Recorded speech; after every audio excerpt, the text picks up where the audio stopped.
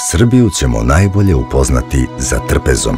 Kroz priču o mestima, ljudima i običajima, najbolji vodič bit će nam naše čulo ukusa. Dobrodošli u Soul Food Srbiju. Svaki od autohtonih srpskih proizvoda rezultat je svog okruženja i na drugom mestu bi izgledao drugačije i imao drugačiji ukus.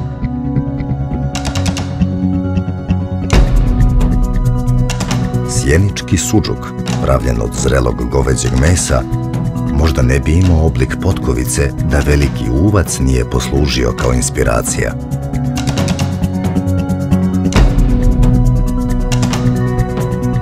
Sjenički sir pravi se od kravljeg mleka i zajedno sa zlatarskim sirom i sjeničkim sudžukom dobar je uvod za trpezu jugozapadne Srbije.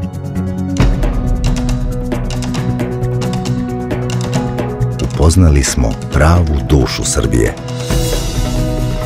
Pozivamo vas da dođete kod nas i sami spoznate Soul Food Srbiju.